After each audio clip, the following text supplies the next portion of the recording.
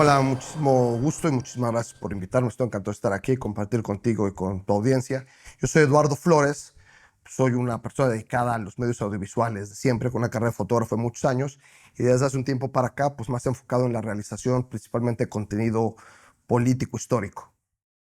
Es una combinación del oficio y el desarrollo ideológico.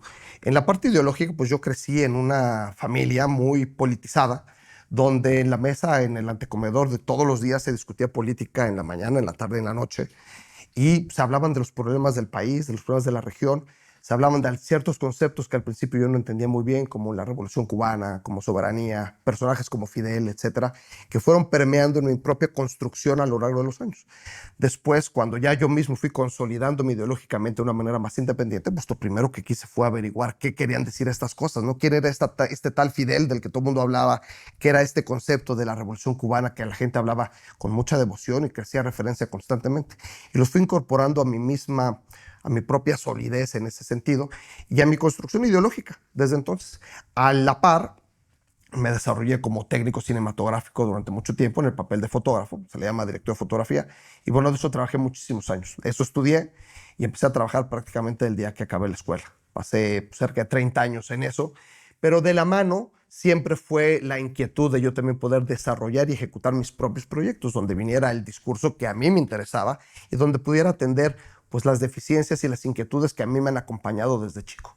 Entonces así fue como fui poco a poco migrando hacia un papel más en la realización, más en la, digamos, en la dirección de estos contenidos, con todas las complicaciones que conlleva, porque ponerte a realizar contenido político al mismo tiempo de sobrevivir y mantener una familia, pues es tremendamente difícil. Pero bueno, ahí vamos. He ido los últimos años combinando las dos cosas y la verdad es que muy contento, siempre enfrentando nuevos retos. Estos nuevos aires que han soplado en México desde el 18, desde la llegada de Andrés al poder, pues han facilitado el poder expresar la posición política e ideológica de uno de mejor manera y con mayor eco. No deja de ser un camino difícil y complicado, pero bueno, ahí vamos. Y el tema de Cuba ha sido un tema que me ha acompañado siempre y que ahora, bueno, con más razón por la tremenda situación que se está viviendo, pues he querido yo aportar a través de la producción de estos contenidos que tienen varios objetivos. Número uno, pues burlar de alguna manera el cerco informativo, porque tenemos tantos años con una línea de información, de noticias tan tendenciosa hacia un lado que es muy difícil, pues verdaderamente estar bien informado. Esto desgraciadamente no es un problema exclusivamente de México. Prácticamente todo el mundo, por lo menos en todo el mundo occidental, se vive este problema porque pues las grandes cadenas informativas están ligadas a los grandes corporativos que por naturaleza pertenecen a la derecha. Entonces, el sesgo ideológico pues, está muy marcado. Pero nosotros sufrimos el mismo problema que lo sufre un cuate en Chile o un señor en Colombia o incluso en los Estados Unidos. Es más, yo diría que en los Estados Unidos todavía es más grave el asunto, porque eh, la manipulación de la política cotidiana es todavía más, pues, más descarada. ¿No? Entonces ese es un problema que lidiamos todos. Y una de las cosas a las que yo me he abocado a hacer es tratar de combatir este llamado cerco informativo para aportar productos que puedan elevar un poquito el debate y acercarnos a una discusión con más elementos. Esa es la finalidad principal. Esta entrevista que te agradezco mucho que me tengan aquí, pues cae en un momento preciso entre dos proyectos. Justo hice una biografía, es una biografía poco convencional, pero digamos que entra dentro del marco de la biografía sobre el comandante en jefe, sobre Fidel. Esto lo hicimos hace ya 10 años que empezamos, lo presentamos al final de la pandemia, o sea, a mediados finales del 21, estuvo en cartelera aquí en México, le fue muy bien, ha dado una gira muy alegre por el mundo en festivales y en producciones especiales porque retrata a Fidel de una manera distinta. Si bien Fidel es quizás uno de los personajes de los que más se ha hablado, más se ha discutido, más se ha escrito y más se han hecho películas, hay pocos productos que más o menos intenten estar en medio de la línea, porque mucho del material que viene precisamente del aparato informativo cubano pues tiende hacia la propaganda extrema y lo que viene del exilio o de los grupos contrarrevolucionarios que viven repartidos por el mundo, pero principalmente en los Estados Unidos, está completamente del otro lado.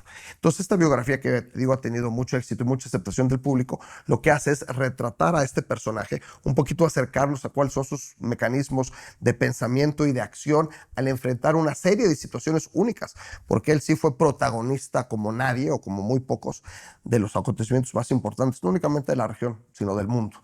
Entonces, este documento lo que hace es enseñarnos a este personaje a través de un formato que escogimos y que, por difícil que es, pues da muy buen resultado, que es a través de muchísimas voces. Lo que le llamamos es polifónico. O sea, fuimos acercándonos a muchos de los coparticipantes de estos eventos que estuvieron ahí en el lugar y en el momento de la toma de decisiones más importantes y que nos pueden narrar cuáles eran los procesos, qué era lo que hacía Fidel o qué lo llevaba a Fidel a tomar una u otra decisión. Entonces, a través de todas estas voces vamos conformando, como si fuera un mosaico, vamos conformando esta figura de uno de los personajes que sigo convencido es de los personajes más importantes pues, del devenir de América Latina y del mundo del último medio siglo, ¿no? Entonces, la figura de Fidel no la podemos pasar por alto, principalmente porque probablemente ya no haya liderazgos de este tipo. Como hemos visto, pues, principalmente los medios electrónicos han irrumpido en el quehacer político de una manera tan fuerte que los valores que gente como Fidel precisamente tenía hasta arriba, pues que son la oratoria, la tribuna, el liderazgo, el manejo de masas, etcétera, ya pasan a segundo término ahora, ¿no? Entonces, ese liderazgo, por lo menos liderazgos de ese tipo, es probable que ya no podamos volver a tener y por eso creo que es muy importante entender y conocer más quién fue Fidel Castro. Efectivamente, detrás del uniforme, detrás del comandante, detrás del jefe de Estado, pues hay un papá, un amigo, un hermano, un abuelo, una persona como nosotros que también tiene sus temores, también tiene sus inseguridades, también tiene sus vaivenes en la parte mental, ideológica y sentimental. Entonces, descubrir a esta persona que prácticamente había estado oculta durante todo este tiempo, porque lo que siempre estuvo en primera fila pues era el comandante en jefe. El personaje detrás del traje de comandante, del traje el verde olivo, ¿no? El uniforme militar. Y descubrir y acercar a la gente esta faceta, ver cómo era la relación con sus hijos, con sus nietos, qué les decía, cómo se relacionaba con ellos, qué tipo de relación él les exigía a ellos tener. Entonces, todo eso lo ponemos en el documental y nos venimos a enterar después, además, que fue la primera vez que se hizo una apertura de este tipo en cuanto a esos aspectos de la personalidad y el carácter del comandante, porque antes era parte de la política de Estado únicamente mostrarlo como el jefe. Entonces, eso creo que fue un acierto, en cierta manera un poco coincidente. Porque como nosotros llegamos con el proyecto al final de la vida de Fidel, ya se discutía, no únicamente en los órganos más elevados del partido y del gobierno, sino familiarmente, si era apropiado o no revelar o mostrar lo que eran esta otra faceta de su vida. Entonces, eso fue lo que nos dio a nosotros la apertura y la entrada para poderlo hacer y poderlo mostrar a la gente. Y ese ha sido uno de los aspectos que el público más ha valorado. No, yo creo que ha elevado incluso la apreciación que se tiene de él. Mira, uno de los comentarios que más se me han quedado grabados de gente que lo ha visto, incluso fervientes anticastristas y contrarrevolucionarios, gente que me dice, yo con Fidel no tengo nada que ver, estoy completamente en contra de él en todo. Sin embargo, con tu película aprendí mucho que yo no sabía. Yo que creía que conocía todos los elementos, aquí aprendí muchas cosas nuevas. Y eso ya me satisface mucho haber podido entregar, podido dar estos nuevos valores, estos nuevos elementos de información para construir al personaje de una manera más completa. Y esto ha sido para mí muy, muy gratificante. También es importante no olvidar que la Cuba a la que entra Fidel, o a La Habana a la que entra Fidel es el primero en el 59, y la que entrega ya entrado el siglo XXI, son dos países completamente distintos. Él tomó una pequeña isla en el Caribe sin mayor relevancia en la escena internacional en un jugador de primera línea, en todos sentidos, en el campo de la política, de la diplomacia, militarmente también, en la cultura, la música, la educación, la ciencia, etcétera, en todos sentidos. Ahora, la migración ha sido tan grande por muchos factores que eso valdría una plática o por lo menos un desarrollo aparte. Pero el punto es que la población de la isla prácticamente se ha mantenido igual. O sea, ha tenido entre 9 y 11 millones de habitantes durante los últimos 50 años, cosa que también es muy poco frecuente, es muy anormal que se dé en estas circunstancias, principalmente en América Latina, donde en la segunda mitad del siglo XX había unas tasas de natalidad tremendas. Entonces, ese es otro aspecto también interesante. Pero bueno, entender que esta Cuba que Fidel deja cuando él deja el poder en el 2006 y después cuando muere en el 2016 a finales, pues es otro país completamente distinto. Es un país que ha despertado pues muchísimos años, 6 décadas, de elogios y de críticas, de ataques y de reconocimiento, de muchísimo debate, pero es un país que está ahí en primera fila del debate internacional, que no le pasa inadvertido a nadie. Y eso yo creo que es muy relevante y eso creo que puede él decir que la tarea se cumplió. Lo que hemos visto en los últimos años, del 19 para acá, que fue cuando vino una reversa muy marcada de las políticas de Obama, en el 19 para acá, al principio del primer periodo de Trump, empieza a echarse reversa a todas esas políticas de acercamiento. La política de Trump, una película muy republicana, pues tiene la astilla clavada de derrotar al régimen cubano que está en el poder desde el 59. Ya no es derrocar a los Castro, ya no es derrocar a los Castro, ya es derrocar al régimen. ¿Por qué? Mucho se llama que la revolución cometió el pecado original, que era básicamente darle la vuelta a los Estados Unidos, buscar un camino de independencia y de soberanía y al mismo tiempo de no doblegarse a sus designios. Y como sabemos, el imperio no únicamente es cualquier imperio, eso es algo que no perdona. Alguien que se rebela lo persiguen y lo buscan aplastar hasta el final. Entonces, eso es lo que explica emocional e ideológicamente lo que pasa en Estados Unidos. Porque si tú lo ves de una manera más racional, el bloqueo no tiene ningún propósito.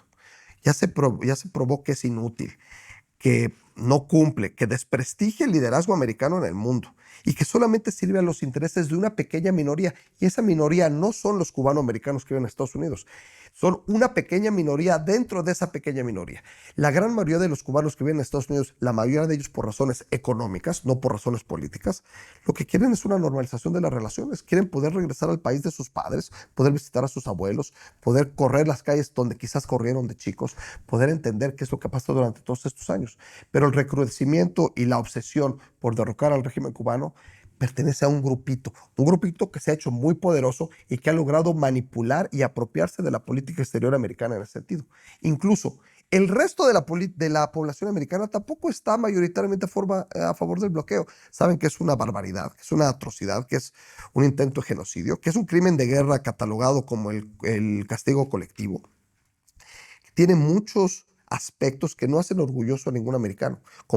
Constantemente se habla de los valores americanos. Bueno, los valores americanos que están fundados en los valores de la Revolución Francesa no tienen nada que ver con eso. No tienen nada que ver con hospitales dejando a niños morir porque no tienen luz, con que no haya transporte público para llevar a la gente, y mucho menos hablar de la larguísima campaña de hostigamiento que incluye la agresión militar abierta y encubierta de los últimos 60 años. Entonces, la gran mayoría de los americanos tampoco apoya eso. Quieren que su país pueda llevar una relación normal con el resto del mundo, porque todo el mundo entiende claramente que Cuba no representa un peligro para nadie, ni para Estados Unidos, ni para nadie más. Y las declaraciones que hace Marco Rubio pasaron de la hipocresía al cinismo, ahora a la estupidez tremenda. No, donde ande estos reportes donde la subversión proveniente de Cuba es una amenaza hemisférica, pues no se lo creen ni ellos mismos. Claro, el propio Marco Rubio, que tiene un compromiso multimillonario con quienes le han patrocinado la carrera política desde que empezó en la Florida, pues tiene el compromiso firme de derrocar a Cuba, a como dé lugar. Entonces, pues por eso se mete en estas diatribas tan absolutamente absurdas, donde nadie ni siquiera se lo puede tomar en serio, ¿no? Ahora, ¿qué es lo que yo creo? Cuba ha pasado temporadas muy agudas a lo largo de esta historia revolucionaria. Vino la invasión de Valle de Cochinos, que fue una invasión militar propiamente hecha y propiamente orquestada. Vino la crisis de los misiles. Vino la Operación Mangosta, que era una operación destinada básicamente a socavar todos los esfuerzos de desarrollo cubano en todas las esferas, incluida los ataques terroristas patrocinados y organizados desde los Estados Unidos, de los cuales hay cientos documentados. Todo esto enmarcado en grandes complots para asesinar a Fidel Castro y a los otros líderes de la revolución. Entonces, todo ese largo historial de agresiones que no han dado el efecto deseado, pues es Marco Rubio el encargado de finalmente terminar la tarea. Yo creo que no lo va a lograr. Yo creo que este periodo va a volver a pasar y se va a recordar nuevamente como un periodo muy difícil, pero al cual el pueblo cubano sobrevivió. ¿Y por qué es importante para México?